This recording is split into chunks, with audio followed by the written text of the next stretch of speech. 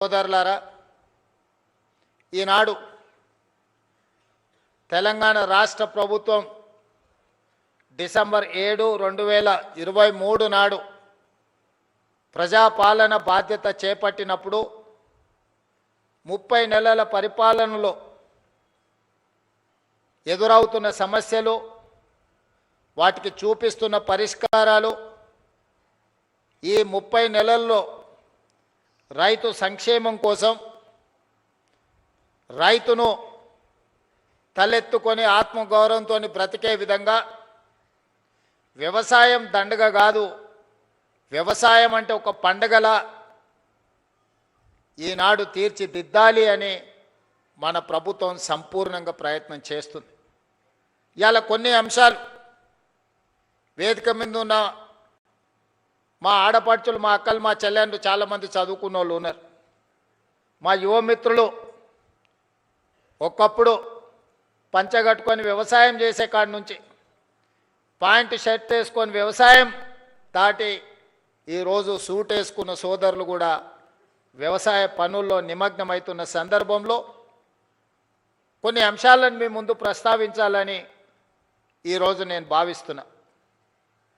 మద్రాసు నుంచి ఆంధ్రప్రదేశ్ రాష్ట్రం విడిపోయినా ఆనాడు ప్రకాశం పంతులు, బెజవాడ గోపాల్ రెడ్డి ముఖ్యమంత్రులుగా, నిజాం సర్కారు నుంచి విముక్తి కలిగిన హైదరాబాద్ రాష్ట్రానికి మొదటి ముఖ్యమంత్రిగా పాలమూరు బిడ్డ బూరుగుల రామకృష్ణారావు గారి నుంచి మొదలు పెడితే ఉమ్మడి రాష్ట్రంలో నీలం సంజీవరెడ్డి కావచ్చు, చివరి ముఖ్యమంత్రి కిరణ్ కుమార్ రెడ్డి గారు కావచ్చు, 19 మంది ముఖ్యమంత్రులు 1947 నుంచి 2014 వరకు 6 దశాబ్దాలు పైగా పరిపాలన సాగించి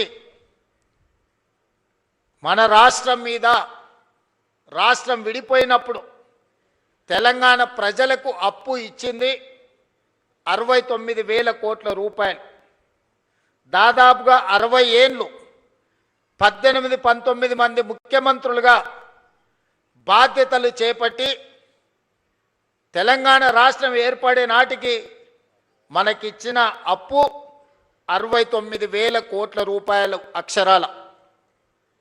జూన్ 2, 2014 నాడు ప్రత్యేకంగా ఏర్పడిన తెలంగాణ రాష్ట్రం యొక్క అప్పు 69,000 కోట్ల రూపాయలు. జూన్ 2, 2014 నాడు కల్వకుంట్ల చంద్రశేఖరరావు గారు పెద్దలు తెలంగాణ రాష్ట్ర ముఖ్యమంత్రిగా బాధ్యతలు చేపట్టి డిసెంబర్ 7, 2023 నాడు ప్రజాపాలనలో ప్రభుత్వాన్ని ఏర్పాటు చేసిన తెలంగాణ రాష్ట్ర 2వ ముఖ్యమంత్రిగా నాకు బాధ్యత అప్పజెప్పినప్పుడు ఈ రాష్ట్రం యొక్క అప్పు 8,11,000 కోట్ల రూపాయల అప్పు. అక్షరాల 18 మంది ముఖ్యమంత్రులు దాదాపుగా 60 ఏళ్ళు 69,000 కోట్ల రూపాయల అప్పు చేస్తే కేవలం ఒకే ఒక్క కుటుంబం కల్వకుంట్ల చంద్రశేఖరరావు గారి కుటుంబము 7 లక్షల కోట్ల పైగా అప్పు చేసి రాష్ట్ర విభజన జరిగినప్పుడు 16,000 కోట్ల రూపాయల మిగులు ధనిక రాష్ట్రంగా తెలంగాణ రాష్ట్రాన్ని శ్రీమతి సోనియా గాంధీ గారు, శ్రీ మన్మోహన్ సింగ్ గారు మనకు అప్పచెప్పితే అప్పుల ఊపిలో నిండా ముంచేసి మళ్ళీ లేవ్వడానికి కూడా అవకాశం లేకుండా మన మీద మన్ను గప్పి అప్పుల్లో నిండా ముంచి అప్పులు తప్పులు చేసి 8,11,000 కోట్ల రూపాయలతోని బాధ్యత అప్పచెప్పింది. ఎన్నికల సందర్భంగా 6 లక్షల కోట్ల రూపాయల అప్పు ఉందని మేమంటే కాంగ్రెస్ అబద్ధాలు చెప్తుంది, 4 లక్షల కోట్ల అప్పు కూడా లేదని బుకాయించే ప్రయత్నం చేశాడు. సరే, అరాకొరా ఏమైనా చంద్రశేఖరరావు గారు అప్పు చెప్తుండేమో అని బాధ్యత చేపట్టిన తర్వాత ఆర్థిక మంత్రిగా బాధ్యత తీసుకున్న బట్టి విక్రమార్క గారికి మొట్టమొదటి మంత్రివర్గ సమావేశంలో నేను ఒక మాట చెప్పిన మంత్రులందరి అనుమతితో, అసలు పూర్తిగా మన రాష్ట్రం ఎంత అప్పు ఉంది, ఏ విధమైన అప్పు ఉంది, ప్రభుత్వం ప్రత్యక్షంగా తెచ్చుకున్న అప్పేంది, వివిధ కార్పొరేషన్ల మీద తెచ్చుకున్న అప్పేంది, వివిధ శాఖల మీద తీసుకొచ్చిన అప్పేంది, ఎన్ని రకాల అప్పులు తెలంగాణ రాష్ట్ర ప్రభుత్వం మీద ఉన్నాయో లెక్కలు తీయండి. ఆర్థిక శాఖలో పనిచేస్తున్న అధికారులను పిలిచి కూర్చోబెట్టండి. ఒక శ్వేత పత్రాన్ని శాసనసభలో ప్రవేశపెట్టి తెలంగాణ ప్రజలకు పూర్తి వివరాలు అందిద్దామని మేము ప్రయత్నం చేసినాం. ఇక తవ్వుతున్న కొద్దీ గుట్టల కొద్దీ అప్పులు బయటపడ్డాయి. అప్పులే కాదు, అందిన కాడికల్లా చేబదులు తీసుకొచ్చి 7 తారీఖు నాడు నేను బాధ్యత తీసుకొని ఆఫీస్కి వచ్చి చీఫ్ సెక్రటరీ గారిని పిలిచి ఈ నెల మీ జీతం వచ్చిందా అని అడిగిన. మా జీతం ఎక్కడిది సార్, నెల చివరికి కానీ వచ్చే పరిస్థితి లేదు, అది కూడా ఇన్స్టాల్మెంట్లలో ఇస్తున్నారు సార్. వెనకటికి ఎప్పుడో మేము టీవో ఫ్రిడ్జో కొనుక్కునేది ఇన్స్టాల్మెంట్లలో, ఇప్పుడు మా ప్రభుత్వ ఉద్యోగులకు 7 లక్షల మందికి మాకు ఇన్స్టాల్మెంట్లలో జీతాలు ఇస్తున్నారని చెప్పిండు. అదేందా ధనిక రాష్ట్రం, ప్రభుత్వ ఉద్యోగులకు కూడా జీత భత్యాలు ఇవ్వలేని పరిస్థితి అంటే ఇది ఇయ్యాలిగా సార్, ఆయల్లటి నుంచి గిట్లనే ఉంది. మేము ప్రభుత్వ ఉద్యోగస్తులకు జీతాలు ఇవ్వలేని పరిస్థితుల్లో తెలంగాణ రాష్ట్రం ఉందని చీఫ్ సెక్రటరీ గారు చెప్పారు. ఇది వాస్తవం. అందుకే ఆ రోజు స్పష్టంగా చీఫ్ సెక్రటరీ గారికి చెప్పిన, ప్రభుత్వం అంటే యజమాని, యజమాని తన దగ్గర పనిచేసే వాడికి 1 తారీఖు నాడు జీతం ఇవ్వకపోతే ఆ యజమాని మీద పనివాడికి అసలు భరోసానే ఉండదు. భరోసా ఉండడమే లేకపోవడమే కాకుండా పని చెప్పాలంటే కూడా యజమానికి ధైర్యం ఉండదు. సమయానికి రమ్మని అడగాలంటే, లేకపోతే ఆఖరి వరకు ఉండాలంటే హాయిగా నువ్వు లెస్స జీతం ఇచ్చినావు తీయవా, ఇక పొద్దునే రమ్మని అంటున్నావు, నేనేనో అప్పు చేసుకోవాలి, పాల బిల్లు కట్టాలి, పిల్లల బడి ఫీజులు కట్టాలి, ఇట్లా బియ్యం కొనుక్కోవాలి, ఇక నువ్వు ఎప్పుడో ఒకసారి ఇచ్చే జీతానికి ఇంకా పొద్దున్నే రమ్మనేది మళ్ళీ ఇదో పెద్ద పంచాయతీ అనేది అనే పరిస్థితి ఉంటుంది. అట్లా కుదరదు, అట్లా కుదరదు. కష్టమైన జీతాలు ఇవ్వాల్సిందే, రిజర్వ్ బ్యాంకుతో మాట్లాడాలని మొదటి ఆదేశం ఇచ్చిన. ఇది పోను మరి ఇంకేంది పరిస్థితి అన్న, పండ్లు పాలు కూరగాయలు బడి పిల్లలకు కొనుక్కున్న కూరగాయలకు కూడా, బడి పిల్లలకు కొన్న బట్టలకు కూడా పైసలు కట్టలే. అరే అమ్మ గీ పిల్లలకు కట్టలేదని చూస్తే ఇదే కాదు, ఎక్కడ చూసినా పనులు చేసిన వాళ్ళకి పైసలు ఇవ్వలే, సర్పంచులకు బకాయి పెట్టి. చాలామంది పాత సర్పంచులు ఉండొచ్చు, ఈడ ఉన్నారా? మీ మీ మీ టర్మ్ అయిపోయినాక కూడా మీ అప్పులు 100 కోట్లు 1000 కోట్ల రూపాయలు అప్పుండేనా? సర్పంచులు ఆత్మహత్యలు చేసుకోలే?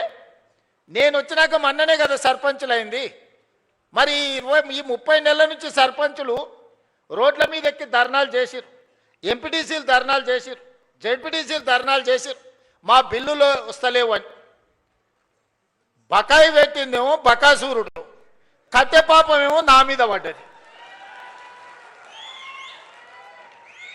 ఇక మా సర్పంచులు అంటారు రేవంత్ రెడ్డి ఇల్లు ముట్టడి చేస్తామని. సంతోషం, రాండి, వస్తే సాయి వస్తావు, టిఫిన్ పెడతా. నేను ఎప్పుడైనా ఎవరైనా రానియలేదా?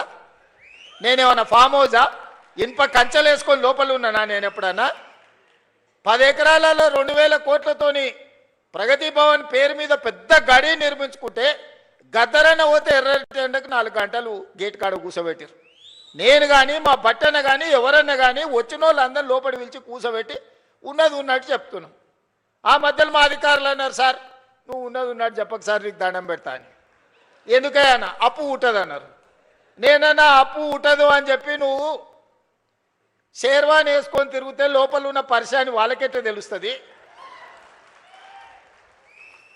లోపల బనీన్కు బొక్కలే ఉన్నాయి, డ్రాయర్కు బొక్కలే ఉన్నాయి, అంగి లేనే లేదు. మీద షేర్వాన్ వేసుకొని నేను నవాబునని చెప్తే ఏం లాభం అయ్యా? మనం నవాబులం కాదు, చంద్రశేఖరరావు దెబ్బకు బికారులుగా మారినాం. ఈ వాస్తవం వాళ్ళంతా మనోలే, వాళ్ళకి చెప్పాలి కదా. వాళ్ళకి చెప్పకుండా మనం దాచిపెడితే క్యాన్సర్ వస్తే ఇంటామెకి చెప్పలేదు అనుకో, డాక్టర్కు ఉన్న రోగం చెప్పలేదు అనుకో, సచ్చి ఊరుకుంటాం. అవునా? అందుకే నేను చెప్పిన ఇదంతే, ఏం కాదు, ఏమైతే అదైంది, కుల్లం కుల్ల ఉన్నది ఉన్నట్టు చెప్తా, లెక్కలు చెప్తా, ఉన్నది చెప్తా, చేసేది చెప్తా, చెప్పిందే చేస్తా. ఇది అని నిర్ణయించి నేను చెప్పిన. ప్రభుత్వ ఉద్యోగస్తులకు జీతాలు ఇవ్వలేని పరిస్థితి ఉంది. పిల్లలకు కాస్మెటిక్ ఛార్జెస్ ఇవ్వలేని పరిస్థితి ఉన్నది. హాస్టల్లో మెస్సు బిల్లులు కట్టే పరిస్థితి లేదు.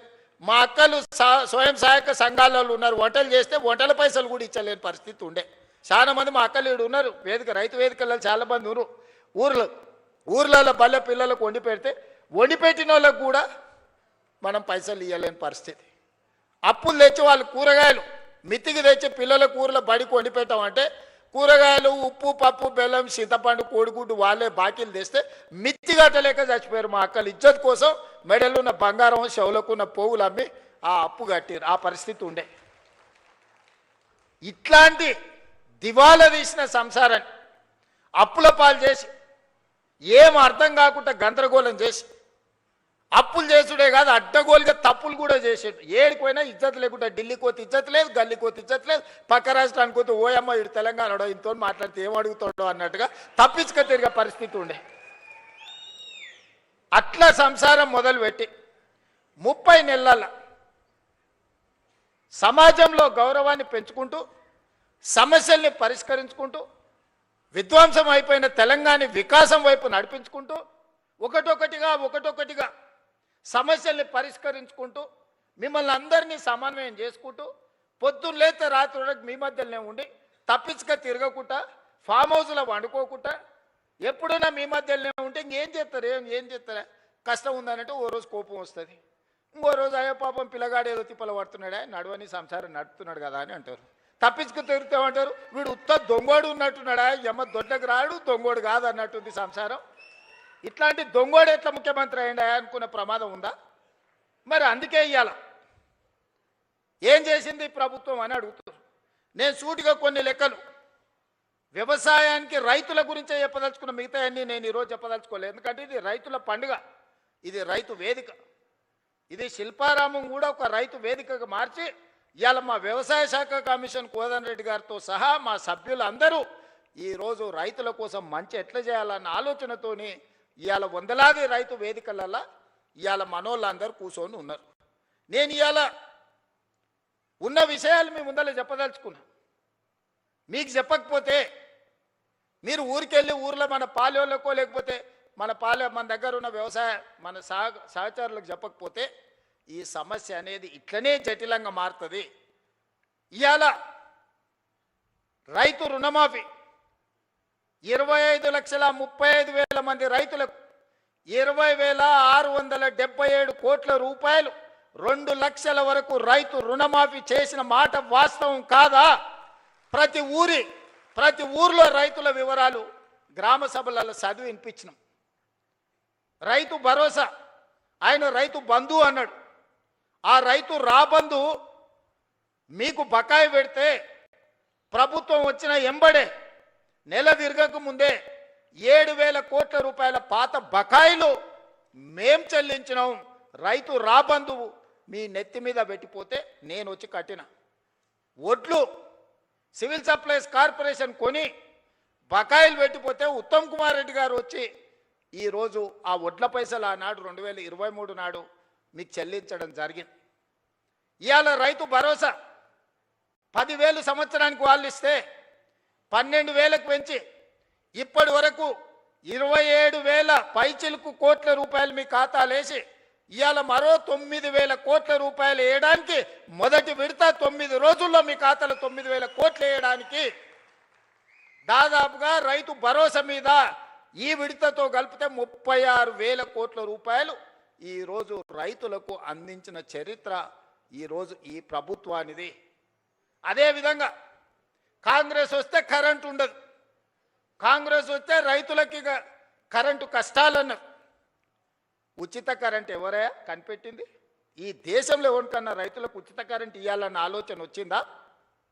ఆనాడు డాక్టర్ వైఎస్ రాజశేఖర రెడ్డి చేవెళ్ళ నుంచి ఇచ్చాపురం వరకు పాదయాత్ర చేసినప్పుడు తెలంగాణ రైతాంగం అందరూ కాలిపోతున్న మోటార్లు, పేలిపోతున్న ట్రాన్స్ఫార్మర్లు చూపించి మా రైతుల కన్నీళ్లు తీరవాలే, తెలంగాణ వ్యవసాయం మొత్తం కరెంటు మోటార్ల మీద ఆధారపడ్డ వ్యవసాయం అంటే కాంగ్రెస్ పార్టీ ఎన్నికల మేనిఫెస్టోలో పెట్టి ఉచిత కరెంటుని దేశంలో కనిపెట్టిందే కాంగ్రెస్ పార్టీ. ఉచిత కరెంటు కాంగ్రెస్ పార్టీ పేటెంట్. ఏ సన్నాసన్న ఉచిత కరెంటు మాది అన్నాడంటే మా అక్కలు చీపురు కట్ట మలిపి కొడతారు. ఆ ఎల్ల చాలామంది అన్నారు ఉచిత కరెంట్ అంటే బట్టలు ఆరేసుకోవాల్సి వస్తుందని. ఇచ్చి చూపించి రాజశేఖర రెడ్డి గారు 2004 ముఖ్యమంత్రిగా ఎల్బీ స్టేడియంలో ప్రమాణ స్వీకారం చేసినప్పుడు 7 గంటల ఉచిత కరెంటుతో పాటు వందలాది కోట్ల రూపాయలు రైతుల కరెంటు బిల్లులను రద్దు చేసి లక్షలాది మంది రైతుల మీద ఉన్న క్రిమినల్ కేసెస్ను రద్దు చేసిన సంతకం, మొట్టమొదటి ఫైల్ మీద సంతకం ముఖ్యమంత్రిగా వైఎస్ రాజశేఖర రెడ్డి గారు కాంగ్రెస్ పార్టీ 2004 సంవత్సరంలో సంతకం పెట్టింది కాంగ్రెస్ పార్టీ కాదా? ఇవాళ గుడ్డొచ్చంట కోడిని బెదిరించిందంట. ఈడెవడో వచ్చి మేమిచ్చిన ఉచిత కరెంటుకు నీ ఖాతాలో రాసుకొని కాంగ్రెస్ వస్తే కరెంటు కష్టాలు అన్నాడు.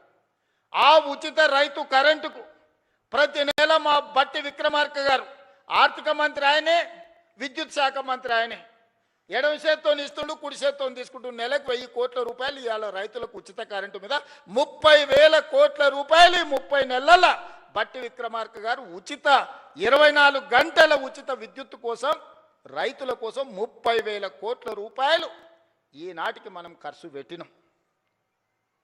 బోనస్ కింద 4,000 కోట్లు దాదాపుగా ఉత్తమ్ కుమార్ రెడ్డి గారు ఇచ్చారు.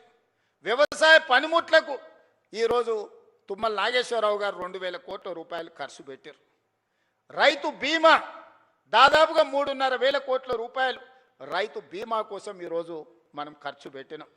సివిల్ సప్లైస్ కార్పొరేషన్ 10 ఏళ్లలో వాళ్ళు కొనుగోలు చేసింది ఎంత, 2.5 ఏళ్లలో మనం కొనుగోలు చేసింది ఎంత ఒక్కసారి లెక్క పెట్టుర్రి.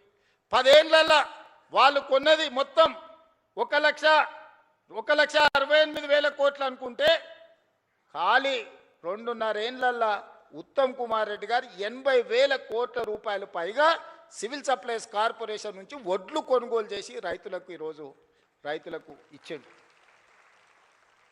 ఇట్లా లెక్కలేస్తే 30 నెలల దాదాపుగా 1,75,000 కోట్ల రూపాయలు ఈ ప్రభుత్వం రైతాంగం కోసం ఖర్చు పెట్టింది. సరాసరి ప్రతి నెల 6,000 కోట్ల రూపాయలు రైతుల కోసం మేం ఖర్చు పెడితే మీరు 2,500 కోట్ల రూపాయలు కూడా ఖర్చు పెట్టలేరు. మరి వ్యవసాయానికి మేం పండుగ చేసినామా, మీరు చేసిర్రా? ఇవాళ ఊర్లలో తిరిగి ఈరోజు రైతులను క్షమించే సభ పెట్టమని తాటి చెట్టు లెక్క అయ్యాడు కానీ తలకాయ లేనట్టు ఉంది చెప్తా ఉన్నాడు. చెట్టులు ఎక్కువ ఎరిగితే సరిపోదు, అందులో ఆవగించనంత గుజ్జు ఉండాలని పెద్దలు చెప్పారు. అందుకే ఇవాళ ఏ విషయంలో అయినా మీరు చర్చకు సిద్ధమా, వస్తాడా అసెంబ్లీకి, రైతుల గురించే ప్రత్యేకంగా అసెంబ్లీ సమావేశాలు ఏర్పాటు చేద్దాం. 10 సంవత్సరాలు మీరు చేసింది ఏంది రైతుల కోసం, 10 సంవత్సరాలు మేము చేసింది ఏందో ఈరోజు ఆలోచన చేద్దాం.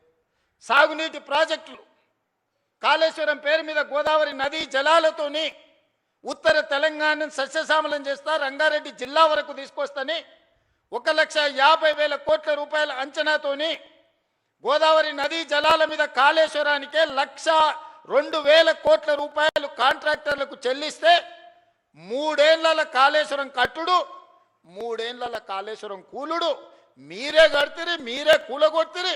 1,00,000 కోట్ల రూపాయలు గోదావరిలో కలిసిపోయి కాళేశ్వరం కాస్త కూలేశ్వరమైంది. అంతకుముందు ఏ ఊర్లో ఎవరు కష్టపడి ఒడ్లు పండించుకున్నా, ఏ ఊర్లో ఎవరు మక్కలు పండించుకున్నా, ఏ ఊర్లో ఎవరు జొన్నలు పండించుకున్నా, ఏ ఊర్లో ఎవరు సద్దలు పండించుకున్నా, ఏది పండించుకున్నా కాళేశ్వరం నీళ్ళతోనే ఈ పంటలు పండినాయి అన్నారు. మరి 3 ఏళ్లలో మేము సుక్క నీరు తీసుకోలే, కుప్ప కూలిపోయింది కాళేశ్వరం. సంవత్సరానికి కేవలం ఒడ్ల గురించే నేను చెప్పదలుచుకున్నా, 2,88,00,000 మెట్రిక్ టన్నుల ఒడ్లు పండించి తెలంగాణ రైతాంగం తమ రక్తాన్ని చెమటగా మార్చి దేశంలోనే తెలంగాణ రాష్ట్రాన్ని నెంబర్ 1గా నిలబెట్టింది తెలంగాణ రైతాంగం కాదా? మా రైతు సోదరులు కష్టపడి రక్తాన్ని చెమటగా మార్చి పండించిన ఒడ్లు కాళేశ్వరం నీళ్ళతో పండించారని కథలు చెప్తావు కదా చంద్రశేఖరరావు గారు. ఈ కాశీ మజిలీ కథలు ఎన్ని రోజులు చెప్తారు మీరు? ఎన్నిసార్లు మోసం చేస్తారు? అందరినీ అన్నిసార్లు ఎల్లకాలం మోసం చేయలేరు చంద్రశేఖరరావు గారు.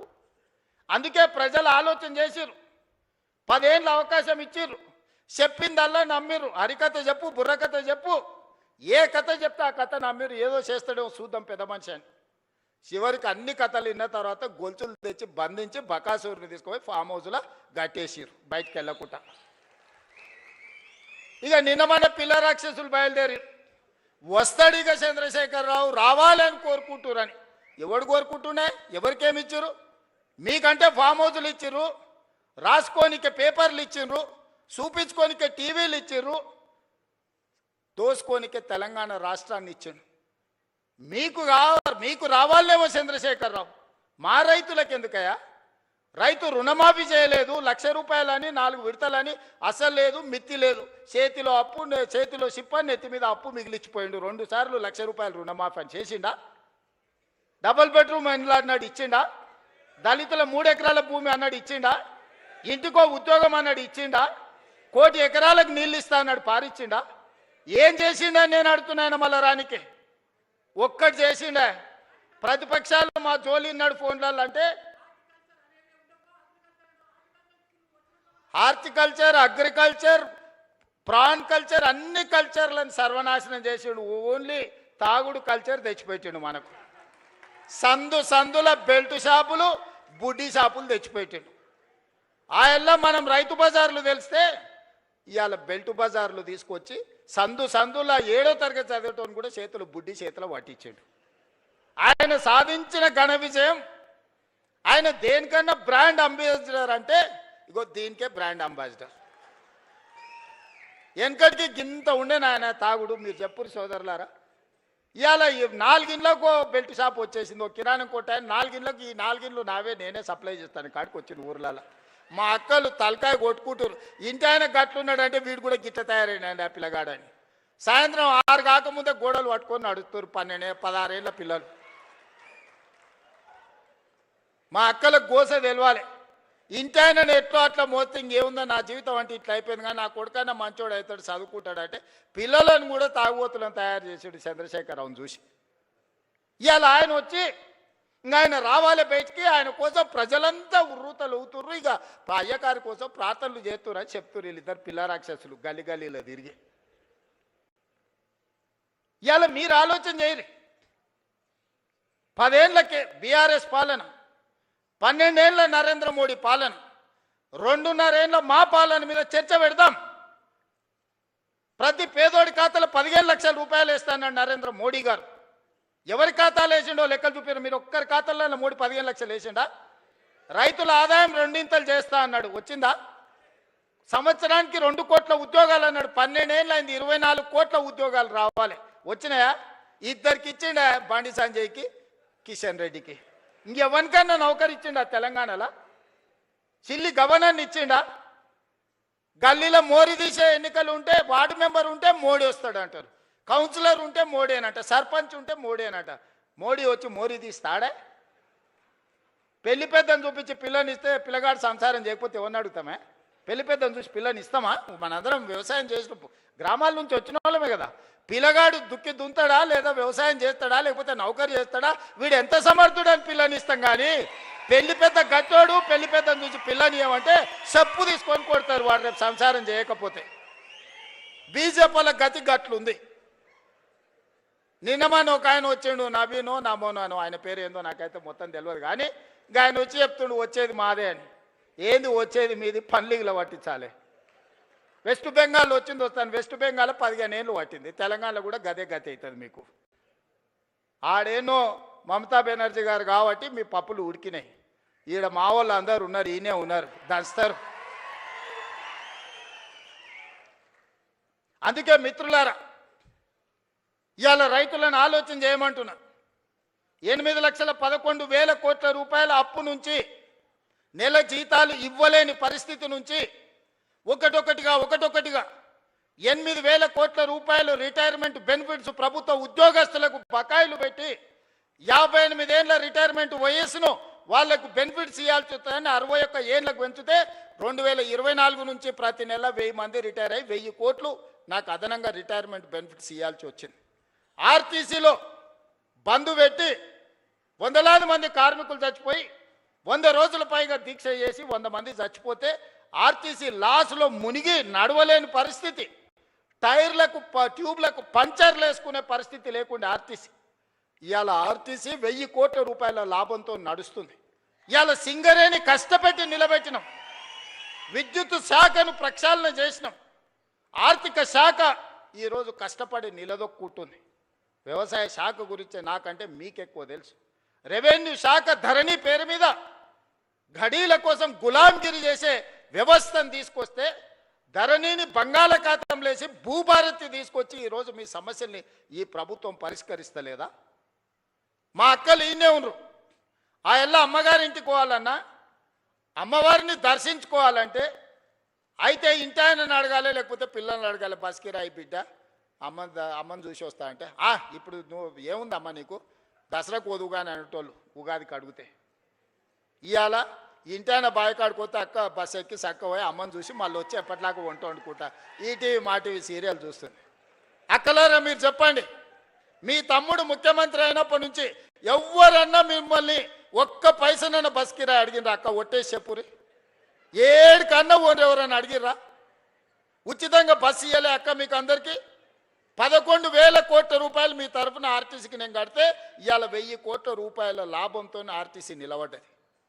మా అక్కల్ని అందరినీ ఆర్టీసీ బస్సులో మారాన్నులాగా పోతుంటే ఆటో వాళ్ళని రెచ్చగొట్టి ఆర్టీసీ ఆడబిడ్డలకు బంధు పెట్టురని ఆటో డ్రైవర్లను తీసుకొచ్చి మీ మీద ధర్నా చేయించాడు. ఇరుగుతుందని చెప్పిన ధర్నా చేయించినోనికి మా అక్కల దగ్గరకు పోయారంటే ఇరుగుతుంది, ఏషాలు ఏ కూర మూసుకొని ఇంటికి కోరానంటే అందరు ఎక్కడోళ్ళు అక్కడ పోయారు. అట్లా మా అక్కల్ని ఉచితంగా బస్సులో పోతురని అవమానకరంగా చూస్తుంటే 1000 బస్సులు కొనిచ్చి 1000 బస్సులకు యజమానులకు మా మహిళా సంఘాలలో చేసి యజమానులను చేసిన మా అక్కలు ఇవాళ 1000 బస్సులకు యజమానులు. ఎవరో దాన ధర్మం మీద బస్సులో ఉచితంగా తీసుకపోతే ప్రయాణం చేసేటోళ్ళు కాదు, 1000 బస్సులకు యజమానులు చేసిన. సోలార్ విద్యుత్ అంటే అదాని అంబానీ అంటే 1000 మెగావాట్ల సోలార్ విద్యుత్ మా ఆడబిడ్డలకు ఇచ్చి ఈరోజు విద్యుత్ ఉత్పత్తి చేసే పెట్టించి ఈరోజు బట్టిగారితో ఒప్పందం చేపించి ఇవాళ మా అక్కలకు అందరికీ సోలార్ విద్యుత్ ఉత్పత్తి చేసే యజమానులను చేపించిన. పెట్రోల్ బంకులు రిలయన్స్ నడుపుతుందంటే నారాయణపేట నుంచి ఈరోజు సంఘాలకు పెట్రోల్ బంకులు ఇప్పించి పెట్రోల్ బంకు యజమానులను మా అక్కలను చేయలేదా? రిలయన్స్తో పోటీ పడే విధంగా మా అక్కలు ఇన్నే ఉంది కదా, చెప్పమను. ఇవాళ ఈ శిల్పారామం హైటెక్ సిటీ అంటే అన్ని ఐటీ కంపెనీలు, విప్రో, మైక్రోసాఫ్ట్, లేకపోతే పెద్ద పెద్ద కంపెనీలు అని. ఎప్పుడన్నా మా అక్కలకి పక్కనే 3.5 ఎకరాలు ఉందయా, 1000 కోట్లది. ఒకసారి ఇందిరా మహిళా శక్తి స్టాల్స్ అని దీని పక్కనే గోడ కూడా మొత్తం లేదు, పోత చూసిపోరు. 1000 కోట్ల రూపాయలతోని మా అక్కలు తయారు చేసిన వస్తువులు అమ్ముకోనికి హైటెక్ సిటీ పక్కన 1000 కోట్లు 150 షాపులు మా అక్కలు ఉత్పత్తి చేస్తే గ్రామాలలో ఉత్పత్తి చేసే వస్తువులను ప్రపంచానికే గర్వంగా ఇక్కడ పెట్టి ఇలా మా అక్కలకు హైటెక్ సిటీ పక్కన 1000 కోట్ల భూమి నేనిచ్చిన 1000 కోట్లు 8,000 గ్రామ సంఘాల కోసం మీటింగుల కోసం ఒక్కటేసారి మొన్న టెంకాయ కొట్టి ప్రారంభించిన. జిల్లా కేంద్రాలు తొందరలోనే 23 జిల్లాలలో వాళ్ళ మహిళా సంఘాలకు జిల్లా కార్యాలయాలు ఈరోజు కట్టిస్తున్నాం. ఇందుకోసం మేము పోవాలన్నా? పిల్లల ఫీజు రియంబర్స్మెంట్ పరిష్కరించి ఒక పద్ధతి పట్టుకొచ్చినందుకు పోవాలన్నా? తెలంగాణ ఉద్యమమే నిరుద్యోగ సమస్య కదా. ఓ శ్రీకాంతాచారి, ఓ కానిస్టేబుల్ కిష్టయ్య, ఓ ఈశాన్ రెడ్డి, ఓ వేణుగోపాల్ రెడ్డి, ఓ సురేష్ నాయక్, ఓ కవితా నాయక్, ఈ పిల్లలందరూ దేనికోసం చచ్చిపోయినరు? మేము అమరులమైనా సరే ఉస్మానియా యూనివర్సిటీ గేటును దాన్ని పెట్రోల్ పోసుకొని తగలబెట్టుకున్న యాదయ్య దేనికోసం చనిపోయిండు? యాదిరెడ్డి ఎర్రకోట ముందల చెట్టుకు ఉరేసుకొని దేనికోసం ప్రాణత్యాగం చేసిండు? శాశ్వతంగా ఈ తెలంగాణను పట్టి పీడిస్తున్న ఉద్యోగ సమస్య, నిరుద్యోగ సమస్యను పరిష్కరించడానికి 100,000 మంది ఆత్మ బలిదానాలు చేసుకుంటే దుర్మార్గుడా నువ్వు ముఖ్యమంత్రి అయి నువ్వు, నీ కొడుకు, నీ అల్లుడు, నీ బిడ్డ, నీ సడ్డకుని కొడుకుకు ఉద్యోగాలు ఇచ్చుకున్నావు. కానీ మా నిరుద్యోగ యువకులకు పరీక్షలు పెడితే పేపర్లు పల్లి బఠానీలాగా జిరాక్స్ సెంటర్లలో అమ్ముకున్న దుర్మార్గుడా, నీ ప్రక్షాళన చేసి 70,000 ఉద్యోగాలు 30 నెలలు ఇచ్చింది నేను కాదా? ఆడ ఈడ కాదు, గ్రూప్ 1 ఈడి నుంచే 562 మందికి ఈ నుంచే ఉద్యోగ నియామక పత్రాలు ఇచ్చిన. పుల్లలు పెట్టి కేసులు పెడితే సుప్రీంకోర్టు వరకు పోయి కొట్లాడి 562 మంది పేదోళ్ళ బిడ్డల్ని కాపాడి ఇవాళ గ్రూప్ 1 అధికారులను చేసిన. గ్రూప్ 2లో 1100 మందిని చేసిన, గ్రూప్ 3, గ్రూప్ 4 టీచర్స్, డాక్టర్స్, అన్ని డిపార్ట్మెంట్లలో ఆర్ఎన్బి, యుఎన్సి, ప్రతి డిపార్ట్మెంట్లో అగ్రికల్చర్ నుంచి ఇరిగేషన్ వరకు, ఎడ్యుకేషన్ నుంచి ప్రతి డిపార్ట్మెంట్లో 70,000 ఉద్యోగ ఖాళీలను భర్తీ చేసి వాళ్ళందరూ కూడా మొదటి తారీఖు నాడే జీతాలు ఇస్తున్నాం కదా. ఇది కాదా ప్రజాపాలన? ప్రజలు ఎన్నుకున్న ప్రభుత్వం ఇది కాదా? 5 ఏళ్ల కోసం ప్రజలు ఎన్నుకుంటే నువ్వు రాజీనామా చేయి, నువ్వు దిగిపో. నీ అయ్యా జాగీరా దిగిపోనికే. మీ తాతల గడి అనుకుంటున్నావా? గడి ముందల లేకపోతే మేమేమన్నా బానిసలం అనుకుంటున్నావా? ఏమనుకుంటున్నావు? బిడ్డ, దుక్కి దున్నే చేతులు ఇవన్నీ ఉన్నాయి. నువ్వు అనుకుంటున్నావేమో మళ్ళా రావాలి, వస్తాడు, తిరుగుతాడు అని. వస్తే ఏమిస్తాడు? ఏమి చేయడు. మీరు ఆలోచన చేయండి సోదరులారా. రైతు రుణమాఫీ చేయడు, రైతు భరోసా ఇవ్వడు, నిరుద్యోగ సమస్య తీర్చడు, పండించిన పంట కొనడు. ఊరేసుకుంటే ఊరేసుకున్నట్టే అని చెప్పినోడు ఇవాళ 2,88,00,000 మెట్రిక్ టన్నుల ఉత్పత్తిని చేయటమే కాకుండా అన్ని ఒడ్లు ఉత్తమ్ కుమార్ రెడ్డి గారు కొని చూపించిండు. అట్లా చెప్పినోడు ఆయన ఫామ్ హౌస్లో 100 ఎకరాల వరి పండించుకుంటే 4,200 క్వింటాలు అమ్ముకున్నాడయా. మనకు 2,000 దిక్కు లేదు, ఆయనకు 4,200 ఏమో వడ్ల బదులు బంగారం పండిస్తున్నాడే ఫామ్ హౌస్లో. ఏమైనా గంజాయి పండిస్తున్నాయి, ఎటకెళ్ళి వస్తాయి? అంటే అధికారం ఉంది కదా అని నీ భూమిలో పండించిన పంటకు 4,200 కంపెనీలను వంగబెట్టి గుంజుకొని నువ్వా? ఆయన చేయగలిగింది ఒక్కటే, మళ్ళీ వచ్చిందంటే మీరు భార్యాభర్తలు మాట్లాడుకున్నా మీ ఫోన్లు ఇనుడు తప్ప ఇంకో పని చేయడు. ఫామ్ హౌస్లు ఎందుకుంటాడు? రాజకీయ నాయకులే విన్నాడంటే అర్థం ఉంది, అధికారుల ఫోన్లు విన్నాడంటే, నిఘా పెట్టిండంటే అర్థం ఉంది. పడనోళ్ళ గురించే దాన్ని విన్నాడంటే సరే ఏదో పడదు కాబట్టి విన్నాడని. అరే పిల్ల మొగులు మాట్లాడుకునేది వినే సిగ్గులేనోడు ఎవడని ఉంటాడా? ఏం బతికే అది? బతక అది కూడా బతికేనా? ఆఖరికి కన్న బిడ్డ కూడా చెప్పాను, నేను నా మొగుడు మాట్లాడుకున్నది కూడా ఈ దుర్మార్గులు విన్నారు అని చెప్పిందా లేదా? నేను కదా ఆయన సొంత బిడ్డనే చెప్పిందా? ఇంకెందుకే సిగ్గులేని బతుకు బాయిల దుంకి సావక? ఇంతకంటే సిగ్గులేని బతికేదాన్ని ఉంటుందా? ప్రతిపక్షాల వింటివి, అధికారుల ఫోన్లు వింటివి, పడనోళ్ళ వింటివి, పక్క రాష్ట్రాల్లో వింటివి, ఆఖరికి ఆలుమొగలు మాట్లాడుకుంటూ కూడా వాళ్ళ ఫోన్లు విని నీ పైశాచిక ఆనందం ఏందని నేను అడుగుతున్నా. అందుకోసం ఆయన మళ్ళా రావాలనా? పాపాల భైరవుడు అంట ఫామ్ హౌస్లు ఉన్నాడంట, మళ్ళీ రావాలనంట. ఆయన కోసం అంట మన అందరం ఎదురు చూస్తున్నామంట. ఇది వీళ్ళ జాతి, వీళ్ళ నీతి. అందుకే మిత్రులారా, ఏది ఉన్నా ఉన్నది ఉన్నట్టు చెప్తా, చెప్పిందే చేస్తా, చేసిందే చెప్తా, కాకపోతే కాదని చెప్తా. ఓ పూట మీకు నచ్చకపోయినా ఉన్నది ఉన్నట్టు చెప్పిండు ఆ పిల్లగాడని అంటారు. నాకేం గొప్ప కిరీటాలు పెట్టుకోవాలని లేదు, వజ్ర వైదూర్యాలు సంపాదించుకోవాలని ఆలోచన లేదు. ఈ పిల్లగాడు ఏదన్నా ఉంటే ఉన్నది ఉన్నట్టు కుండ బలగొట్టినట్టు చెప్తాడా అని మీరు అనుకుంటే చాలే. పదవి ఎంతకాలం ఉంటే ఉంటుంది, పోతే పోతుంది. పదవి ఎవరికి శాశ్వతం? ఇందిరమ్మకే శాశ్వతం కాలే, ఇందిరమ్మకే పదవి శాశ్వతం కాలే, ఎన్టీఆర్కు పదవి శాశ్వతం కాలే, రాజశేఖర రెడ్డికి పదవి శాశ్వతం కాలే. నాకు కూడా పదవి శాశ్వతం కాదు, మాటనే శాశ్వతం. మాట మాట్లాడితే నిలబడతాడు, మాట కోసం ఎంతకైనా నిలబడతాడు అనే పేరు కోసమే ఈ ప్రయత్నం అంతా. అబద్ధాల పునాదుల మీద ఈ ప్రభుత్వాన్ని నడపను. మీకు అబద్ధాలు చెప్పి మిమ్మల్ని నమ్మించే ప్రయత్నం చేయను. ఏమున్నదో అదే చెప్తా, ఏం చెప్పినో అదే చేస్తా. సోదరులారా, తెలంగాణ రైతాంగానికి నా విజ్ఞప్తి ఒక్కటే, వ్యవసాయాన్ని ఈరోజు కాలం మారింది, కాలానికి తగ్గట్టుగా మన నైపుణ్యం పెంచుకోవాలి. ఈసారి వర్షాలు పడవు, శాస్త్రవేత్తలు చెప్తారు. ఎలీనో వచ్చింది, నీళ్లు తక్కువ ఉంటాయి, వర్షాభావం పరిస్థితి ఉంటుంది, వర్షాల మీద నీళ్ళ మీద ఆధారపడ్డ పంటలు వేయకండి అని శాస్త్రవేత్తలు చెప్పారు. నేను గదే చెప్పిన. ఇక చూసినావా రేవంత్ రెడ్డి రైతులకు పంగనామం పెడుతున్నాను. అరే పంకమాలనోడా, వాన పడదురా అని నేను చెప్తున్నా. వాన పడకపోతే, నీళ్లు రాకపోతే, కాలువలు వారకపోతే వరి ఎట్లా వండుతుంది? కొంత తక్కువ చేయండి, తక్కువ నీళ్ళతో వండే పంటలు వండించురా అని చెప్పిన. ఇది తప్ప? బజార్లో విలువ కలిగిన పంట సన్న ఓట్లు వేస్తున్నారు. కొన్నిసార్లు మనకు తెలియదు, మనకి ఎవడు ఏజెంట్ వచ్చి అమ్మితే గవ్వే తీసుకుంటాం.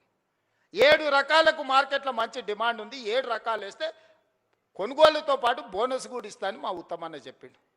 ఒక మంచి మాట రైతులతో, రైతు వేదికలలో ఆ ఇత్తనాలు పెట్టి రైతులకు అందుబాటులో తెచ్చి మళ్ళీ ఏ ఓటి నకిలివి లేకపోతే అవోటి ఇవోటి మీకు మీ తలకు తలిగిచ్చారు కదా అని ఇవాళ రైతు వేదికలలో విత్తనాలు తీసుకొచ్చి మీ అందరికీ అందుబాటులోకి తీసుకొచ్చినాం. పంట మార్పిడి చేయండి అన్నాం. అవసరమైన విత్తనాలు మీ దగ్గరికి తీసుకొచ్చి రైతులకు కష్ట సుఖాలు మేము చెప్తుంటే తప్పుడు ప్రచారం, నోరు తెరిస్తే అబద్ధం. దేవుడు ఆ కుటుంబాన్ని మొత్తానికి శాపం పెట్టినట్టు, బిడ్డ ఒక్క నిజం చెప్పినా తలకాయ 1000 ముక్కలేసి వస్తారు మీరు, మీ జీవితాంతం అబద్ధాలే చెప్పుకుంటా బతుకుర్రని. ఆ శాపం ఉన్నట్టుందా? అసలు చూడు, ఒకని మించినోడు ఒకడా, నీ అమ్మ ఒకనికి 100 అయితే వానికి 110 మార్కులు వేయాల్సి వస్తుంది అబద్ధాలకు. అతనికంటే గనుడు ఆచంట మళ్ళా అన్నాడు. అమ్మ ఆయనే అట్లా అనుకుంటే అంతకంటే రాటు తేలిర్రా ఈ అమ్మాయి పిల్లకు కుర్రనాయాలు ఇద్దరు. నోరు తెరితే అబద్ధాలు, బామాడుతులు అసలు ఇక పోటీ పడే అబద్ధాలు చెప్పుకుంటూ తిరుగుతారు. ఇది పరిస్థితి. అందుకే ఇవాళ వాళ్ళు ఊరూరు తిరగని గల్లి తిరగని వాళ్ళు బుద్ధి మారినంత వరకు దేవుడు వాళ్ళని క్షమించడు. బుద్ధి చక్కగా ఉంటే అన్నీ చక్కగా ఉంటాయి. నోరు మంచిదైతే ఊరు మంచిది అన్నారు, అవునా? ఏమక్క, నోరు మంచిదైతే ఊరు మంచిది అన్నారు, అవునా? అత్త కోపానికి వచ్చిన కోడలు జర మెత్తగా ఉంటే ఇల్లు చక్కగా నడుస్తుంది, అవునా? మీరు అందరు ఏదైనా కోప్పడ్డా నేనేమంటానే, మా వాళ్ళే కదనే, మరి బాధ్యత ఇచ్చినప్పుడు ఓసారి కోపం అవుతుంది. ఇంటి పెద్ద మనిషి దసరా పండుగకు అందరికి బట్టలు తెచ్చినా ఈ కలర్ నాకు నచ్చలేదు అంటారు కోడలు అత్త తెస్తే, అవునా? ఉంటాయి ఇవన్నీ సమస్యలు. గంతెందుక మా అక్కల్ని అడగదలుచుకున్నా, బతుకమ్మ సీరియల్ యాడ్ ఉండే అక్క, వాళ్ళు ఇచ్చినాడు బతుకమ్మ సీరియల్ అయితే జొన్నసేన కాడ పిట్టలకు భయపడనికే కట్టేది.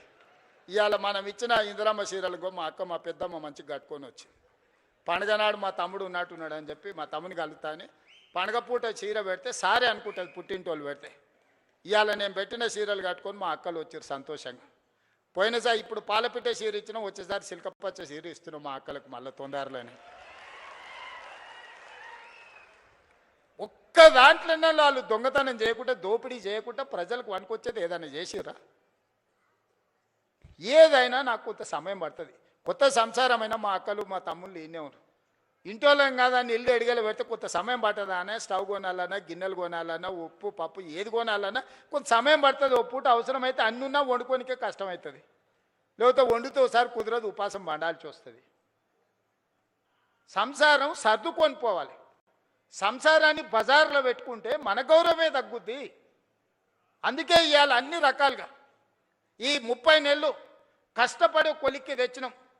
నగదు జమ కాగానే ఎంబడే మీరు అడగకుంటేనే ఈసారి రైతు భరోసా. పోయినసారి కూడా జూన్లో 9 రోజులలో 9,000 కోట్ల రూపాయలు టక్క మీ ఖాతాలు వేసినా లేదా? ఈసారి కూడా అట్లనే వేస్తా నేను. నగదు జమ చేసినా మీకోసం అన్ని జమ చేసి పెట్టినా. ఖమ్మంలో మదిరలో పెద్ద మీటింగ్, లక్షల మంది రైతులతో చేద్దామని అన్ని ఏర్పాట్లు చేసుకుంటే వానవాడి మొత్తం వేసిందంతా పోయింది. మా బట్టాన ఫోన్ చేసిండు, మొత్తం ఇట్లయింది కదా మళ్ళీ వారం వాయిదా పెట్టేద్దామని. మీటింగ్ వారం వాయిదా పెడతాం కానీ నగదేసేది మాత్రం వాయిదా పెట్టేది లేదు. ఎంబడే శిల్పారామంలో పెట్టురు నిన్న సాయంత్రం చెప్పినా ఇవాళ పొద్దున్నే పెట్టారు. మీకు కూడా పొద్దున్నే చెప్పుంటారు, అవునా? అంతేకాదు సాయంత్రం శిల్పారామం పోవాలని ఎప్పుడు చెప్పారు మా ఈర్లపల్లి శంకర్ వీళ్ళందరూ మీకు అందరికీ. ఇవాళ చెప్పిందే కదా, 3 రోజుల ముందు అయితే మీకు తెలియదు కదా ఈడు ఉందని. మరి ఏం జనార్దనన్న 3 రోజుల ముందు అయితే తెలియదు కదా. మరి ఇవాళ పొద్దుగాలు చెప్తే సాయంత్రానికి అంతా ఏర్పాటు చేసుకున్నాం. ఎందుకంటే మన ఇల్లు చక్కబెట్టుకునే బాధ్యత మనకు ఉండాలి. మా మద్దూరు నుంచి మా కృష్ణన్న కూడా వచ్చిండు. మద్దూరు నుంచి ఇక్కడికి రావాలంటే ఇవాళ తెలిసిందే కదా. కాబట్టి అందుకే ఇవాళ ఏది కూడా ఈ ప్రభుత్వం మీది, ఈ ప్రభుత్వం మనది, ఈ ప్రభుత్వం ప్రజలది, ఈ ప్రభుత్వం మా ఆడబిడ్డలది, ఈ ప్రభుత్వం మా రైతులది, ఈ ప్రభుత్వం మా నిరుద్యోగ యువకులది. ఇది మన ప్రభుత్వం. మంచిగా చేసుకుందాం. పోలీసు నియామకాలు 5,000 పరీక్షలకు నేను ఇవాళ 5,000 ఖాళీలకు నేను నోటిఫికేషన్ ఇస్తే ఈరోజు గతంలో ఇవ్వకపోతే ధర్నాలు ఉండేవి, ఇప్పుడు ఇస్తే ధర్నాలు చేస్తున్నారు. ఇది ఎక్కడో. గతంలో మెట్రో కట్టమని మనం అనేది, ఇప్పుడు మెట్రో కట్టొద్దని వాళ్ళు అంటారు. గతంలో మూసీని ప్రక్షాళన చేయమని మనం అనేది, ఇప్పుడు మూసీ చేయడానికే వీల్లేదంటారు. గతంలో రీజనల్ రింగ్ రోడ్ కట్టండి అని వేయండి అని మనం అనేది, ఇప్పుడు వద్దంటారు. ఏది చూసినా వద్దో అని ఒర్లువోతుల్లాగా తయారైంది. మీరు ఒర్లినా పొర్లుడు దండాలు పెట్టినా, మీరు ఎండ్రిని దాగి బాయిలో దుంకినా ఇవన్నీ పనులు చేస్తా. మీరందరూ నిండు మనసుతో ఆశీర్వదించండి. ఈ ప్రభుత్వం మీది, ఈ ప్రభుత్వాన్ని కంచేసి కాపాడుకున్న బాధ్యత మా రైతాంగ సోదరులదే. ఇలా ఏం చేయకపోయినా మీ భార్య భర్తలు మాట్లాడుకునేది అయితే ఇంటలేమా, ఓటు ఎక్కువనో ఓటు తక్కువనో ఇచ్చినాం, కానీ మీ సంసారంలో సిచ్చు పెట్టే కేసీఆర్ లాంటి తప్పుడు పనులు మాత్రం చేయదలుచుకోలేదు. మళ్ళీ వచ్చిర్రా ఇక చివరికి భార్య భర్తలు మాట్లాడుకునే స్వేచ్ఛ కూడా ఈ రాష్ట్రంలో లేకుండా పోతుంది. అట్లాంటి వాళ్ళని మళ్ళీ రానిచ్చే సమస్యనే లేదు. చాలా మంది దీంట్లో అరుంధతి సినిమా ఎంతమంది చూసిండ్రా చేతురే? ఆ పశుపతిని బంధించిర్రా? గట్లనే ఫామ్ హౌస్లో బంధించిన పశుపతిని మళ్ళా గొలుసులు తెచ్చేది లేదు. అరుంధతి సినిమాలో రాక్షసుని ఎట్లయితే బంగళాల బూతు బంగళాలు వేసి బంధించినమో ఈ రాక్షసుని కూడా ఫామ్ హౌస్లో గొలుసులు వేసి మా రైతులు బంధించారు. బయటకు రానిచ్చేది లేదు. ఇక గదే జైలు గదే మొత్తం. అంతేనా? సిద్ధమే కదా? మరి గట్టిగా సపట్లు కొట్టురు. ఇక బట్టన్నా నమ్మకం వచ్చిందా నీకు? నమ్మకం వచ్చింది కదా? ఓకే, ధన్యవాదాలు సోదరులారా.